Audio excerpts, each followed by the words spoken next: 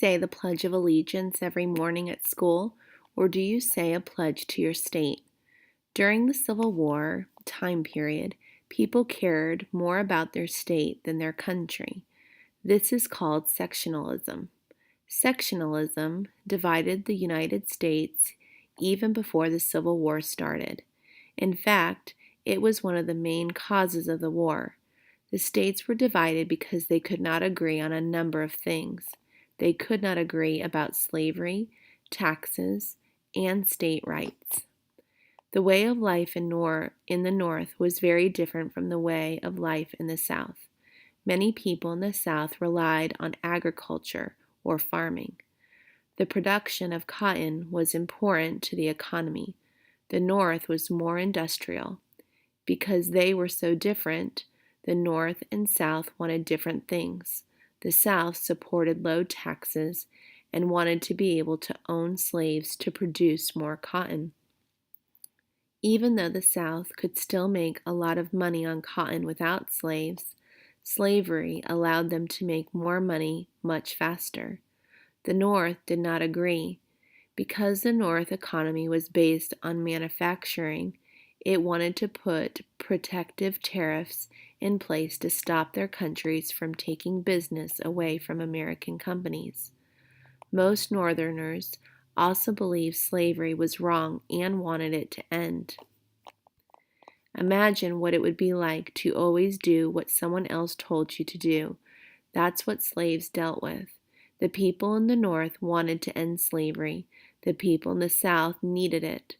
Slaves helped the Southerners make more goods and more money. As America continued to grow, slavery became a big issue.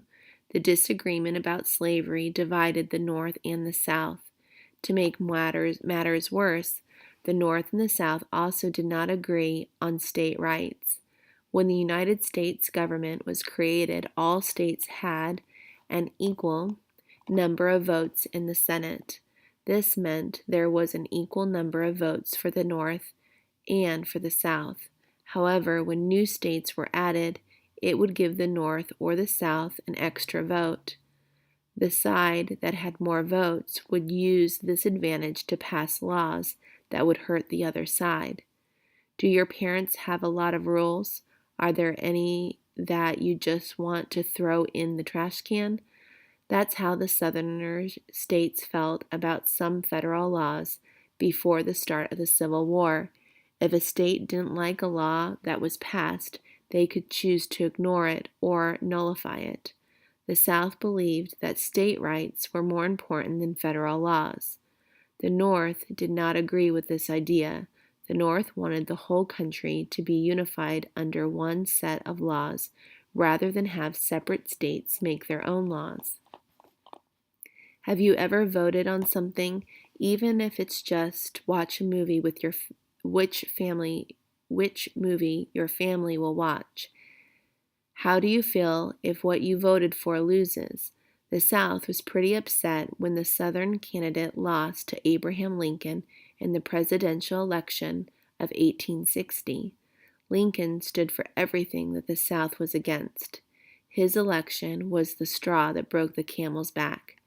Just a couple days after Lincoln was elected, South Carolina became the first state to secede from the Union. Other Southern states followed shortly after. The newly independent Southern states disowned the North and started their own country, the Confederate States of America. Fun fact: cotton production was actually declining in the South until Eli Whitney invented the cotton gin. The cotton gin made it a lot easier and faster to separate seeds from the cotton fibers.